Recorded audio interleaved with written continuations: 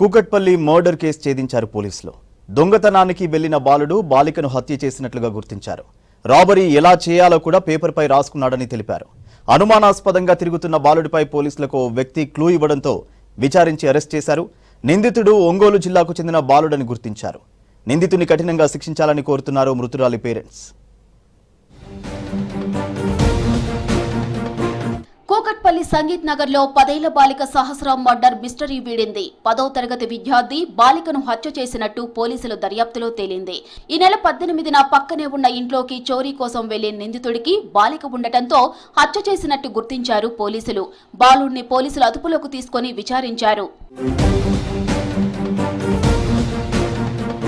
దొంగతనానికి 2 రోజుల ముందుగానే తన పథకాన్ని పేపర్ మీద రాసుకున్న నిందితుడు దొంగతనం చేసే ఇంటికి ఎలా వెళ్లాలి, ఇంటికి తాళం వేసి ఉంటే ఆ తాళాన్ని ఎలా పగలగొట్టాలి, ఇంట్లో ఉండే హుండీని ఎలా పగలగొట్టాలి, డబ్బులు ఎలా తీసుకోవాలి, దొంగతనం తర్వాత ఇంట్లో నుంచి ఎలా పారిపోవాలి, దొంగతనానికి వెళ్లే ముందే సేఫ్టీ కోసం వెంట కత్తి తీసుకెళ్లాలి, దొంగతనం చేసిన తరువాత గ్యాస్ సిలిండర్ లీక్ చేయాలనే ప్లాన్ పేపర్ మీద రాసుకొని అమలు చేశాడు.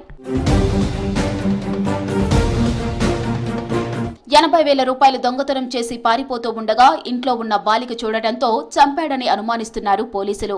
సహస్ర ఫ్యామిలీ నివాసం ఉంటున్న అపార్ట్మెంటుకు సీసీ కెమెరాలు లేకపోవడంతో నిందితుడిని గుర్తించడం కొంత ఆలస్యమైంది. మరోవైపు ఈ బాలుడి ఇంటికి వచ్చింది వెళ్లింది ఎవరూ గుర్తించలేదు. పోలీసులు డాగ్ స్క్వాడ్, క్లూస్ టీమ్ సహాయంతో ఆధారాలు సేకరించారు.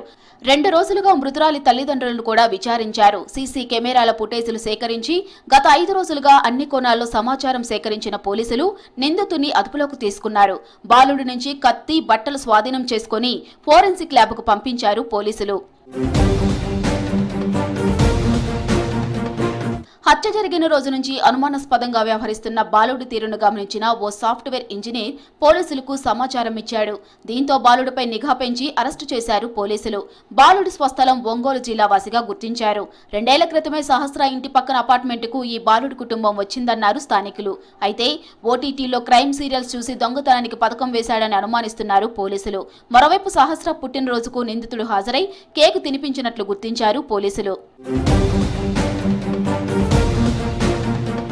కూకట్పల్లి బాలిక మర్డర్ కేసు ఛేదించడంతో నిందితుడిని కఠినంగా శిక్షించాలని కోరుతున్నారు స్థానికులు.